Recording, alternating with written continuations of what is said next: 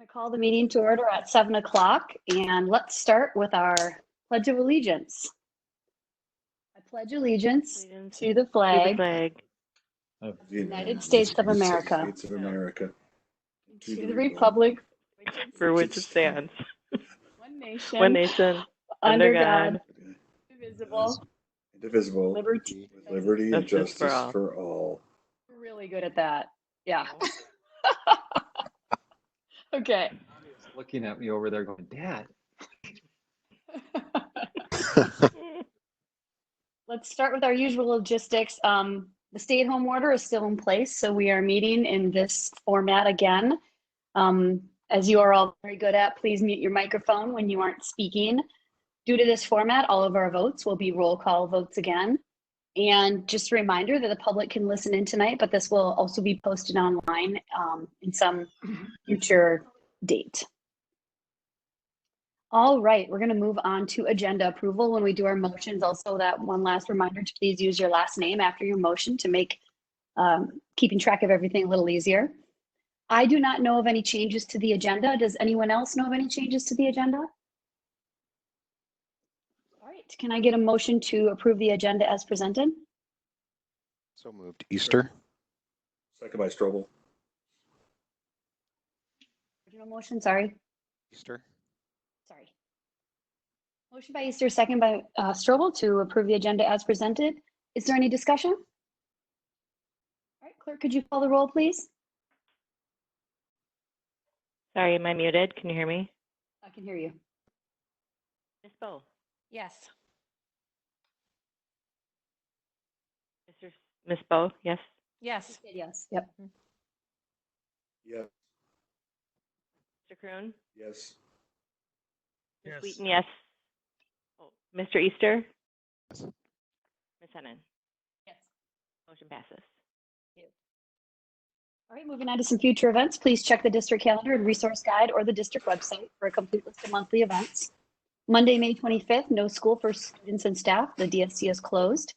Tuesday, May 26th, school board work session, 6 p.m. Friday, June 5th, last day of school. And Tuesday, June 9th, we have a regular school board meeting at 7 p.m. with communication to the board and administration at 6:45. Obviously, we'll be in touch as in a few weeks about how those meetings will be held. Okay, moving on to the consent agenda. Can I get a motion, please? So moved. Easter. Motion by Easter. Second, Wheaton. Second by Wheaton. Thank you. To approve the following items of the consent agenda.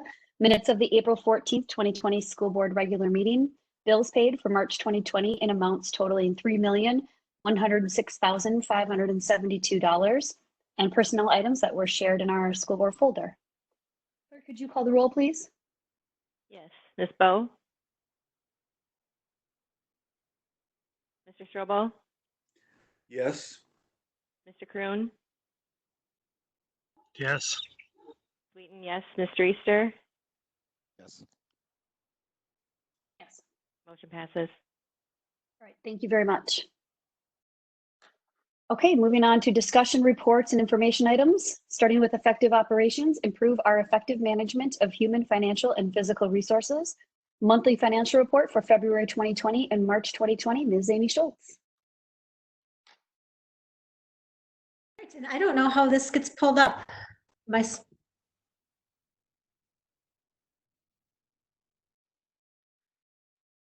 Jeff is the host. Are you pull it up or do I? There we go. All right, so school board last month, we didn't do a financial report, so we decided to combine them both. So you're just gonna see the same 3 slides that we see each month, just the combined 2 months. So tonight we are doing both February and March. Jeff, if you can go to the first one.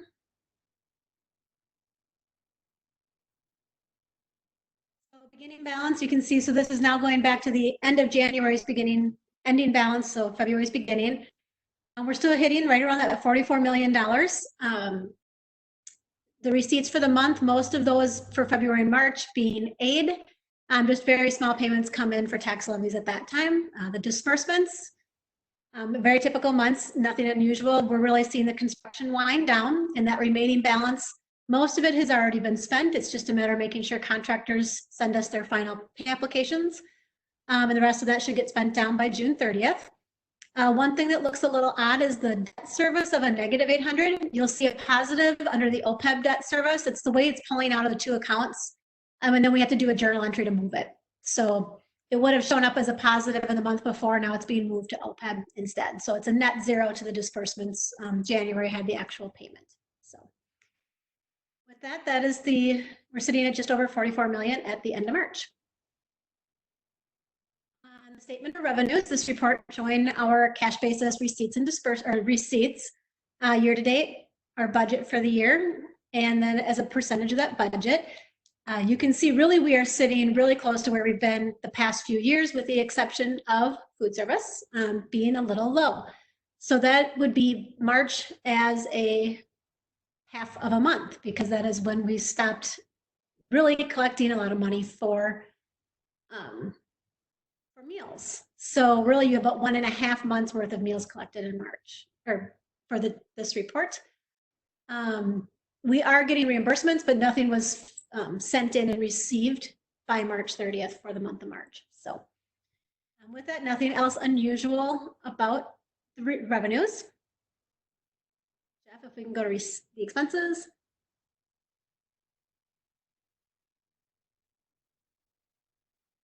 So the same report, and again, we're sitting really close to where we've been the past couple of years. This one, community or food service, is actually still relatively close to where it's been the last few years. Just a little bit lower, just not as far as the revenues, because we really had already ordered a lot of the food, thinking kids were going to be back after spring break. So that's the food we tried to use first with the meals that were being served. But with that, we are still serving meals. So the expenses haven't dropped as much as the revenues have. So with that, again, there's nothing really unusual on the expenditure side. Capital expenditures are starting to fall in line. We talked about this. It was percentage-wise really high back in the fall. It's really fallen back in line with compared to budget now that we've hit that point in the year where we've adjusted the budget and we've gotten farther into the school year. So that is the financial report for February and March, if there are any questions. Thanks, Amy. Does anybody have any questions? I'm waiting a second because microphones take a second to unmute. Anybody? Okay, thanks, Amy. Thank you. Moving on to Superintendent's Report. Dr. Ronneberg. I just have a few things following up on kind of some of the things that we talked about at the work session last week, and some new things. First up is, we haven't had any students in the buildings. The buildings have been totally closed. There was some accommodations made by MDE and guidance they provided recently. So we will have a few students coming in to do some testing for in the area of opportunities in emergency care programming. So for example, to take nursing tests, things like that. So those tests that have to be hands-on, things like that, we can do it. There's a number of procedures that need to be followed. Bill Knights is working with Tony Mayer on making sure that we're following those procedures. We'll also likely have some kids come in to do the language seal testing. And there'll be some others. So if you hear about that there's some kids able to come to school, that's what it is. And there's different things that are coming up, and we've got our high school administration working with teachers who are doing that. We could do for science labs, but at this time our middle school and high school science teachers have said they don't need to do that. So it's primarily in the area of technical ed where we'll be doing that. So just to make you aware of that.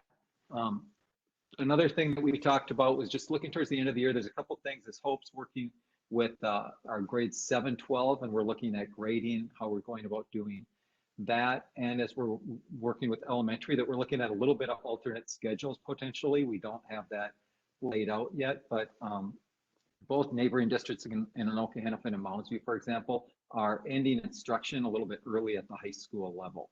So for example, at Mounds View, their last day of instruction is the 21st, and those kids that have met course competencies or course outcomes on the 21st would be done with instruction. And they're doing that to allow a focus on those kids who may be struggling and need to get work done and make sure they get that done. In particular, really focusing on those seniors who have like an English requirement, because there's 4 years of English that are required in order to graduate, for example, 4 years of language arts, to make sure that the teachers can focus with those kids who are struggling. We haven't decided yet what that would be. It would not be the 21st. It wouldn't be that early. But the high school does see some potential benefit in doing that.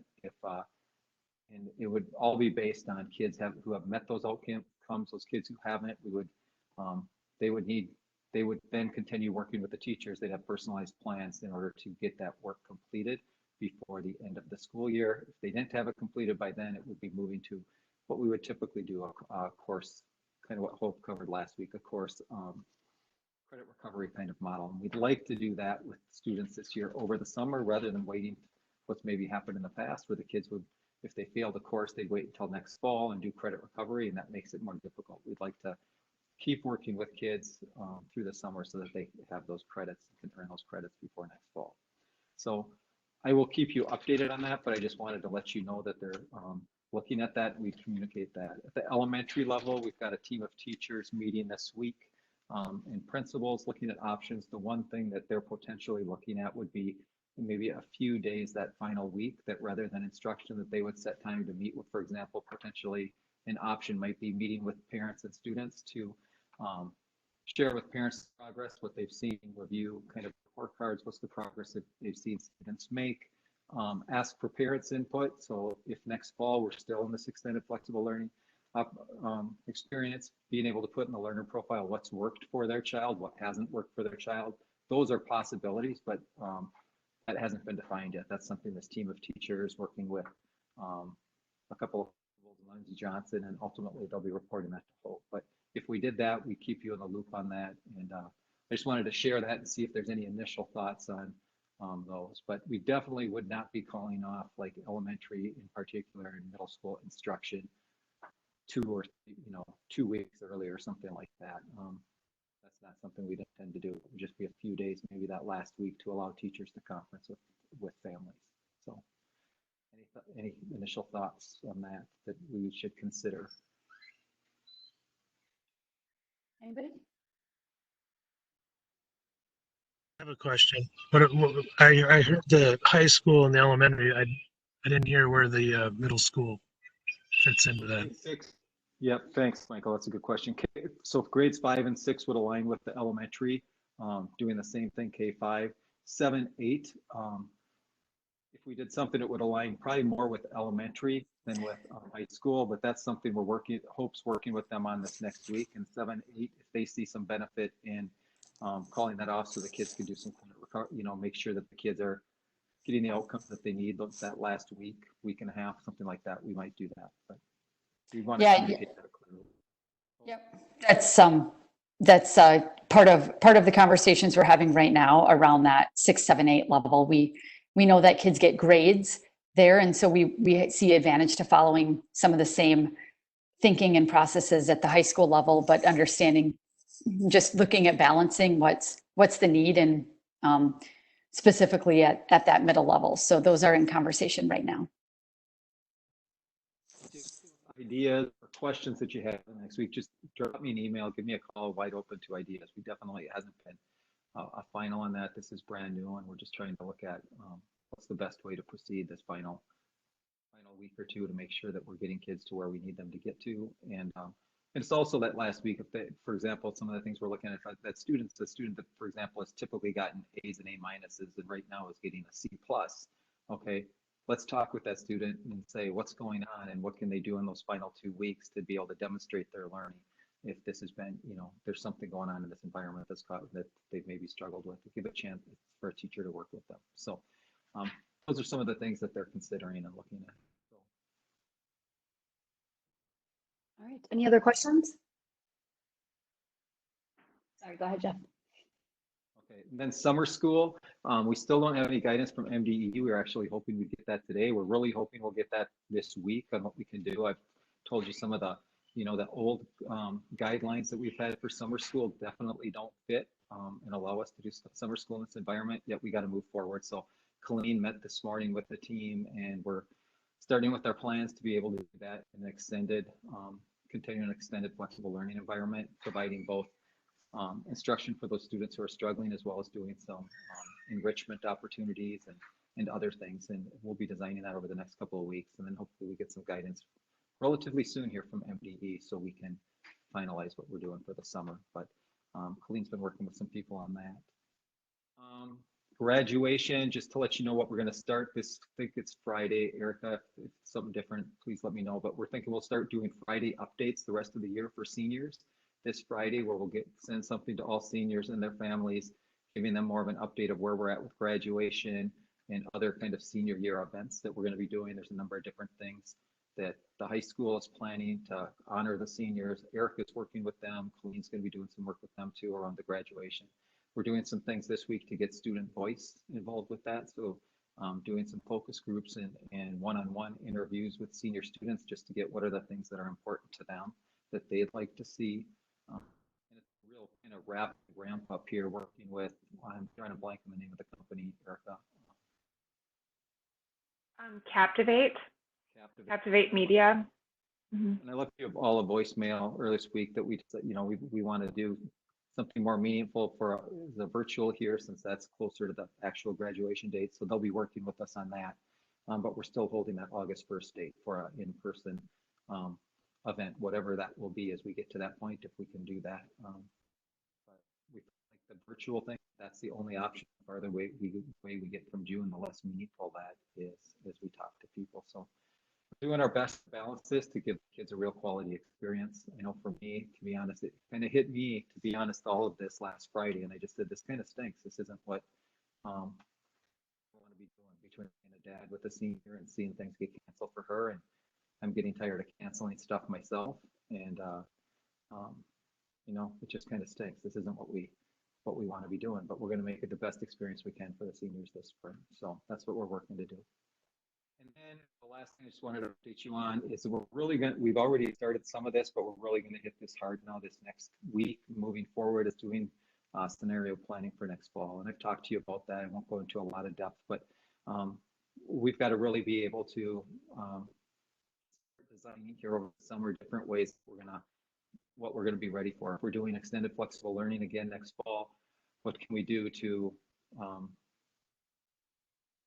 leverage those things that have worked well this spring, doing some focus groups, other things with both students and families this summer to find out what's really worked well, what hasn't worked as well, and how can we really personalize that next year? Because that's the hard part with this. We hear some parents it's too much, some parents it's not enough, and it's like, how do we find that balance if we had to do this in a more extended environment again next fall? So, and we'd have more time to plan, obviously, in the summer for that. But at the same time, we'd be planning for that. There's also some of the guidance that we get that we might have to bring kids back face to face, but doing it with maybe 12 students to 1.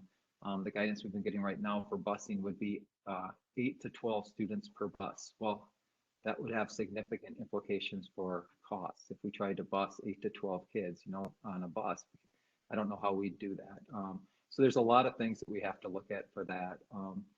We have to have plans to be able to adapt to rolling stay-at-home models. So if we are going along for 2 months, and then they said there's going to be the next 3 weeks are a stay-at-home, how can we do that at a quicker, so we don't need to take 2 days off to plan for that, but people are ready to roll with that. So those are some of the scenario planning that we'll be doing, and we'll keep you updated on that this summer as we do it. But we have to look at that, and that's what we're doing, because it's kind of an unknown what we're going to be faced with next fall. So we want to be ready to do that. So whatever opportunity we have, we're able to do it well. So that's what we'll be looking at. So that is my update. All right, thank you. Anybody have any questions for Jeff before we move on? Okay, thanks for the update. All right, moving on to action items. We will start with a resolution related to termination and non-renewal of probationary teaching contracts. We'll start by just, can I get a motion to open the discussion? So moved by Strobel. Motion by Strobel. Second, Wheaton. Second by Wheaton, thank you. To approve the following resolution. Now therefore be it resolved by the School Board of Independent School District 16 that pursuant to Minnesota Statute 122A40, the teaching contracts of the following probationary teachers in Independent School District 16 are hereby terminated at the close of the 2019-2020 school year. Be it further resolved that written notice shall be sent to the following teachers regarding termination of pay and fringe benefits as provided by law. Now we've got a list that was on the agenda that went out. Ryan, you want to say anything before we open discussion about what we have here? Just for, I think, maybe other board members that are newer to this process, this is something we do annually. And in the state of Minnesota, there's 3 reasons primarily that that a teacher is released during the probationary period: budget, performance, and or licensure. And so somewhere these individuals fit in those three categories. Of course, we would know as a school district if we were doing budget cuts. The other part, just historical for the board members. The last couple years, the state of Minnesota has mirrored much more of the state of Massachusetts, where our board of teaching and our licensing under MDE became one, and it's now PELSB, which is an acronym for the board that not only does licensing, but also does the board of teaching, which involves ethics, those types of things with teachers. So as a result, the one thing is for our board members that have been with us for a while, we have more teachers than we ever have. And that list is probably the smallest list we've seen in years, which is a good thing. The work that the state has done, actually, I think has done our teachers, or that are currently with us, some favors around making some clarity around licensure. So there's a group that you're going to see that's called Tier 1. Why being released is because all Tier 1 licensures are only a 1-year license. Again, we can renew those licenses, and I'll just be candid about the individuals you see. All of them will be hopefully coming back with us, but we have to apply for those licenses every year. So we don't have a choice. We have to renew that license annually. Again, the folks that you see on that list, the larger list, they could fit under performance and or licensure and or budget, as stated before. Again, this is an annual process. We get to do this every year. Again, someone who holds a teaching license in the state of Minnesota or Be Next to Kids has to hold a current license, and that's our process. And licenses from July 1 to June 30th of every year. Thank you. All right, does anybody have any questions or comments?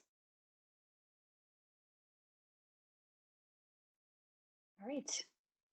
Clerk, could you call the roll, please? Ms. Bowe, Yes. Mr. Strobel, Yes. Mr. Kroon, Yes.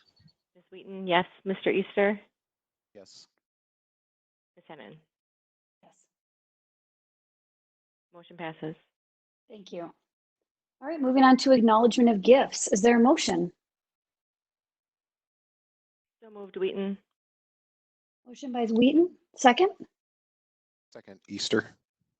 Easter, thank you. To adopt the following resolution, whereas School Board Policy 706 establishes guidelines for the acceptance of gifts to the district, and whereas Minnesota Statute 465.03 states that a school board may accept a gift of real or personal property by the adoption of a resolution approved by 2/3 of its members, therefore be it resolved that the School Board of Spring Lake Park Schools accepts with appreciation the gifts as shown.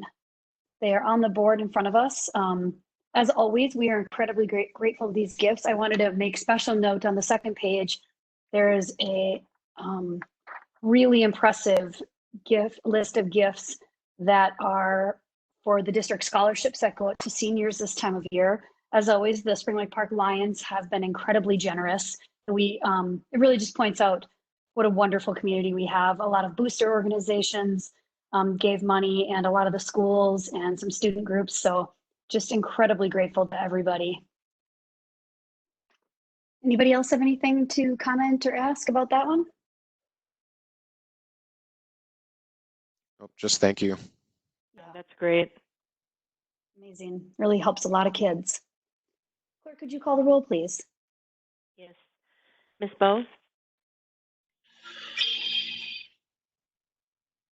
Mr. Strobel, Yes. Mr. Kroon, Yes. Ms. Wheaton, yes. Mr. Easter, Yes. Ms. Hennon. Yes. Motion passes. Thank you. All right, moving on to board forum and reports. Does anybody have anything to share? This is where we're going to miss Marilyn. I know. Right. See if anyone else had one first. I was just going to mention the Lions Club Foundation, but we just talked about that. But we didn't have much of a meeting. That was all done through email meeting. So, and there wasn't a lot of discussion, but from my perspective, it was important to try to keep, even if it may not have been a great time in the market, withdrawal of those funds was important to the seniors to extend some normalcy. So. Yeah, it's really incredible. Please extend our thanks to that organization. It really does mean a lot to so many kids. So thank you. Okay. I actually attended a virtual Spanish, Woodcrush Spanish Immersion PTO meeting on May 4th, which was fun. There were like 16 people on the call. It was great. Basically, they talked about their finances and they have some items that they didn't have to expend money for, that they passed a motion to allow a larger carryover than normal, so that knowing that fundraising in the fall might not be what it is in other years. So it seems like a great idea. So they passed that.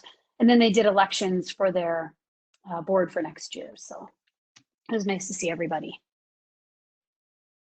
And they also did I wanted to mention a virtual teacher appreciation and staff appreciation event, like through Flipgrid, et cetera, where different grades could create something at home and post them from their homes. It sounded like a really cool activity.